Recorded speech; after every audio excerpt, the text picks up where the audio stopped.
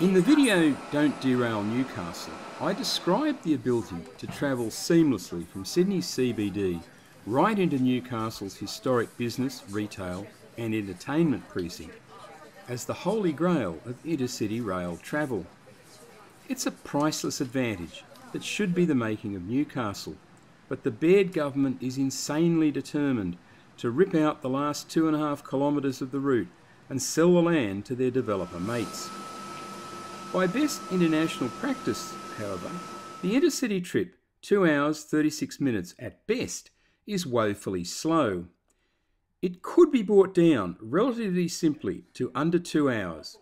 To discuss how, I'm going to talk to Bob and Colin Schroeder. They're lifelong railway enthusiasts and members of the Ecotransit Committee. Colin is a mechanical engineer, and Bob worked on New South Wales country trains for 28 years. They've written for the rail press and travelled widely, photographing and documenting rail systems in dozens of countries. Let me begin by asking you, what's the fastest time ever recorded by a train between Sydney and Newcastle? Well, the fastest time was recorded in 1964. It was a special speed run, hauled by steam locomotive 3801. It covered the distance in 2 hours, 1 minute and 51 seconds. In fact, it would have even been faster, possibly under 2 hours, if it hadn't been stopped at a signal approaching Newcastle station. That, however, was a special speed run. It was an attempt to make a record. What's the fastest time that a regular service has ever run? Well, in 1937, the fastest Newcastle Flyer service was 2 hours and 26 minutes, and that was hauled by a 36 class steam locomotive. Then, when the 38s were introduced, the schedule became even faster. In fact, in 1947, the Newcastle Flyer was scheduled for 2 hours 18 minutes. Wow! And it did vary over the years a little bit, but only by a few minutes here and there. But that's a lot faster than the current suburban service. What's the fastest that does? Fastest service at the moment is 2 hours 36 minutes. Okay. And that's 10 minutes slower than the Newcastle Flyer did it in 1937. Okay, but presumably in that period there's been an awful lot of urban development on the Central Coast. There's been possibly more stations added, I'm not sure. They must certainly dwell there longer and so forth. The whole suburban run side of the thing has become dominant, hasn't it? Well, there has been a lot of urban development on the Central Coast, as we all know. I don't think there have been any more stations added, but certainly far many more stops added on all services. Yeah, and I mean, we've got to remember that we're comparing steam days with electric operation today, but double-deck interurban trains. In the steam days, it was all timber sleepers, even a few timber trestle bridges still along the lines, and there's been a few improvements here and there with the alignment of the tracks, better signalling. So really, even with some extra stops, you should be able to get down with an express train even faster than what it was in the steam days. But in actual fact, we're going slower. Could the services be made faster if you used the existing equipment, the existing rolling stock? You can, just by eliminating stops on some services. For instance, you could maybe introduce 6 express services each way a day, including Saturdays and Sundays to cope for, allow for tourism. Stuff. Yeah. Exactly. By taking out 13 stops, you reduce the time taken by at least 20 minutes. That'd be the first step. Okay, so that would bring it down to 2 hours and 10 minutes or something in that order. And the existing rolling stock, is it capable of better speeds and so on? Well, the design speed was 130 kilometres per hour. Currently, the VSETs, which operate most of the services, are restricted to 115 kilometres per hour. It's a matter of bringing them up to their design speed. It may need some money spent on them to overhaul them. The other services are operated by Oscar cars, the outer suburban cars, and they already have a design speed of 130 kilometres per hour. So you could actually reduce running times as well between stops. the government's announced that it's looking at new rolling stock for this sort of service. What sort of rolling stock, what sort of improvements in rolling stock should they be looking for? Yes, well, the new rolling stock they've announced for the intercity services should be an improvement on what they currently have. So if they purchase wisely, they'd be looking to buy double-decker trains, which have tilt facilities so they can go at higher speeds around curves, and run it up to 200 kilometres per hour. Now, these trains already operate in Austria, from Vienna Westbahnhof to Linz Hauptbahnhof. And they do cover that distance, which is 188 kilometres, in 1 hour 15 minutes. It works out to be 150 kilometres per hour average speed. Wow. What are the differences between, in terms of the route, if we're going to compare that with Sydney-Newcastle? Well, certainly the route is a flatter route. It runs along the Danube River for most of the distance. Newcastle, Sydney is a steeper, hillier route, but if you could average a speed of around 100 kilometres an hour, you can reduce the time taken to around about 1 hour 37 minutes. Yeah, so that would be a terrific boost. Real time saving. Yeah, in fact, for the whole tourism sector in Newcastle, the hotels, the people servicing the central business district, the old historic core of the city, that would provide a terrific economic boost if you could get there from Sydney and that sort of thing. Most certainly. I knew people years ago who used to commute on the old Newcastle Flyer. They'd live up in Newcastle. 2, 3, 4 days a week they come down to Sydney for their business. They don't do it anymore.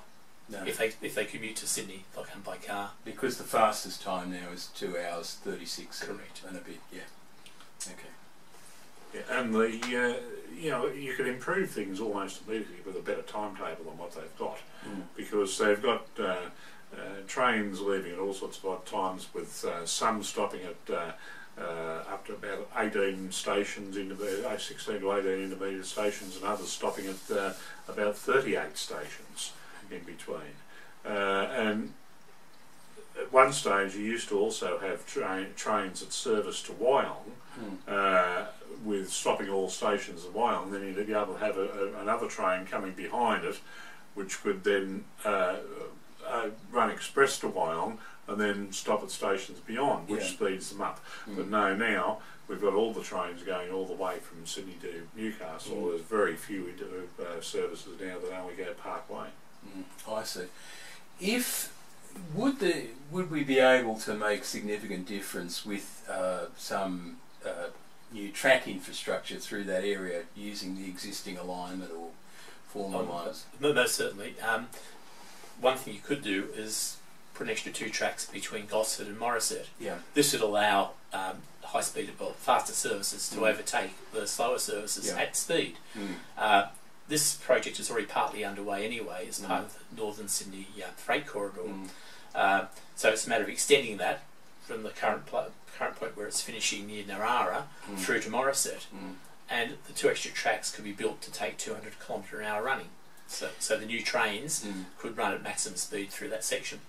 Now, I also believe that between Teralba and Fassifern, there used to be a much more direct route, and that would cut off a huge bend, low speed bend and so on.